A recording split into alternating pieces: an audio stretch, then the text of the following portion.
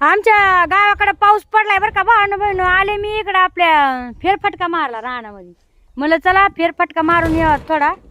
हे बघा गाय आणि इकडं मामा लागलेत आऊत हाणायला, पाळी हाणायला लागलेत मामा.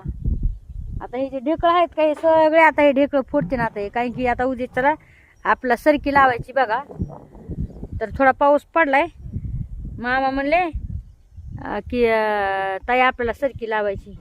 तर मी म्हणलं ठीक आहे, सरकी आणि तूर. नाही बघा पाऊस पडलाय कसा आहे का मस्त पैकी. पाऊस पडला की शेतकऱ्याचे कामं सुरू होते भावांना बहिण. खरी गोष्ट सांगायला लय कामं करते तो. म्हणलं चला तुम्हाला दाखवा सकाळी सकाळी मस्त पैकी एकदम छान वातावरण झालंय. असा पाऊस पडलाय, सुगंधी सुगंधी वास यायलाय मातीचा छान पैकी. आणि हे खरंच शहराकडले लोक हे खूप मिस करतात.